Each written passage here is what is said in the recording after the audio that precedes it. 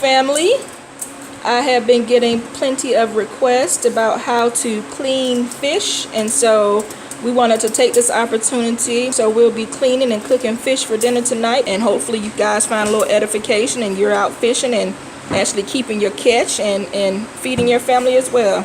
So first, what we're doing is we're removing the fins. Some people like to fry their fins on their fish. We personally remove ours. So we're right now removing the fish, and while he's doing that, I'll kind of walk you through the type of fish that we have. The one in his hand now, you can hold it up. This is actually a shell crappie, or crappie, however people pronounce it. We have plenty of those. This one, yeah, is also a shell crappie.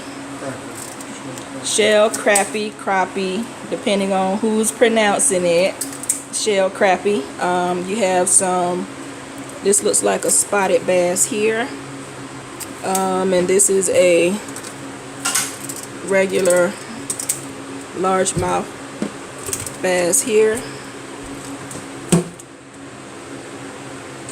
Spotted bass here, and let me see. We have some bluegill brim here. And so what he's doing now is just removing the fins. Keep yourself from getting juked, because as you can see, the fish are really fresh. So yeah, keep yourself from getting juked. Removing the fins, especially this back fin here, because if you're not careful in how you're holding the fish. Okay guys, so now we've removed all the fins, and I stand corrected. I was mispronouncing one of the names of the fish. It is a shell cracker, not a shell crappie. Shell cracker is actually a member of the sunfish family, and that's actually, is that one in your hand? Yeah, it's one of the ones that he's cleaning now.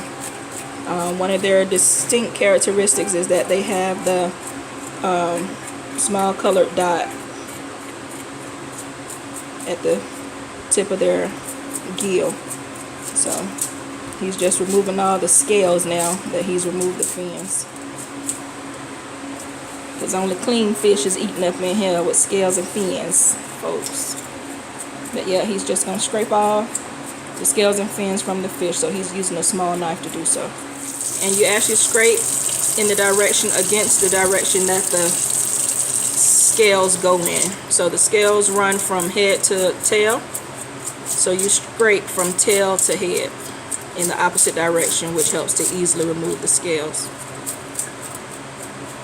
Yep, so we'll get all of the fish scaled, and then I'll come back and show you how we remove the insides to where we discard as little fish as possible. So, and one thing I should have mentioned to you guys too is to just make sure you, if you're keeping the head on your fish, make sure you're scraping the head properly as well. Don't just focus on the scales on the body. Around here we don't like scales, so we scrape them all off, and that includes the cheekbone and head as well. If you could show them the cheek and the tip of the head.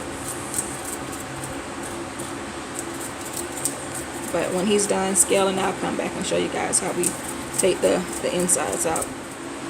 Okay guys, so last but not least, we're down to the last fish. And rule of thumb too, while he's cleaning the fish, I want to cover something with you guys. And not everybody has to do this, but for those of you that are new to fishing, if you have a fish with a hook that's stuck down inside the gills that you can't get out, rule of thumb is you can try to leave enough string to where you can identify those fish, so that while you're cleaning, you'll, you know, remember to look for a hook while you're cleaning. And I'll show you an example of that. We have one of the bluegills here, let me see, that had the hook caught in the gill. So the hook is still in there. We just cut the string to make sure that we can identify this fish, so we'll know to definitely make sure that we retrieve that hook.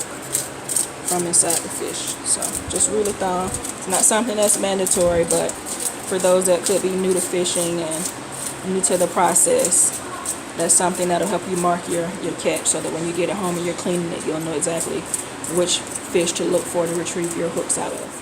Okay guys, so we've cleaned up the scales from the fish, the sink, and now Doc is getting ready to show you how we remove the inside. He's starting with the fish that had the hook stuck in, so you guys can see the process in removing the hook as well as the insides.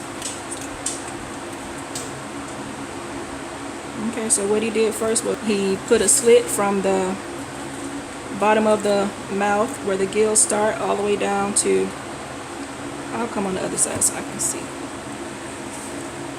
Well, now he's retrieving our hook. Ta-da! Use it to fish another day. So I'll come on the other side so I can see.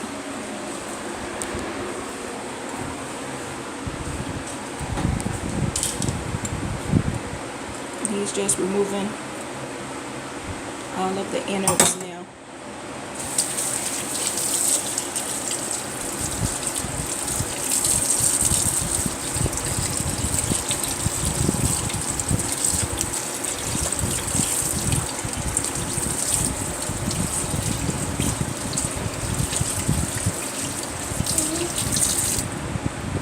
Let us see your fish up.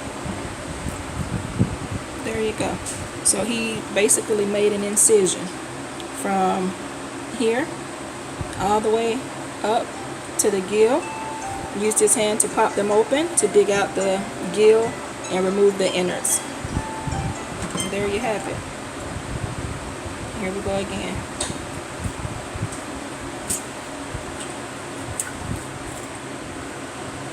And as you can see how he's holding the fish, that's why it's important to remove the fin that's on the top side of the fish so that you don't get poked when you're doing this process. Popping the gill,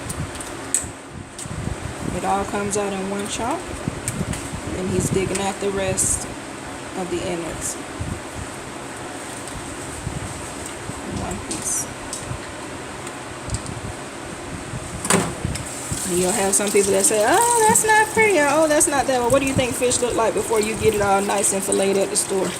This is the process that it goes through, and this is the process that we need to get back into so that we'll know from fresh to table where our food is coming from. So if you like fish, this is a part of the process. Here we go again. He's demonstrating on a larger fish.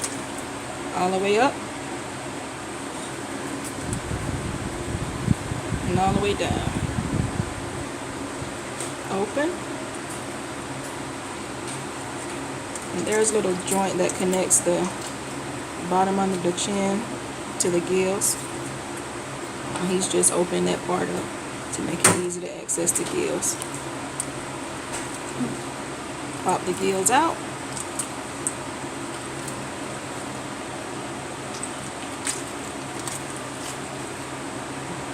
And they remove easily. That way you're able to... Healthy fish. It's a good fat.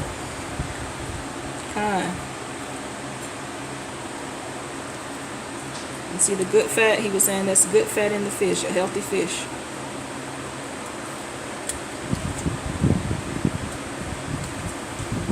And you just remember to try and remove as much of the lining as possible.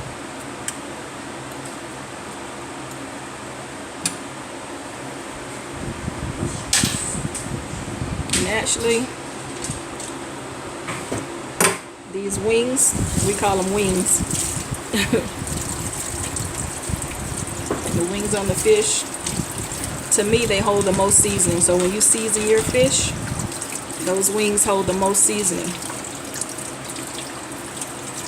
And that's why I said the way we clean them, you're able to keep as much of the fish as possible. You're only discarding things that are inedible. Yep. And after this process, of course, we'll wash the fish down with some fresh limes. But yeah, so that's it to fish cleaning. Fish cleaning 101.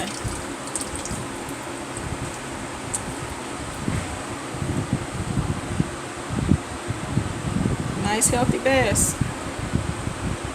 That'll be on our dinner plate tonight.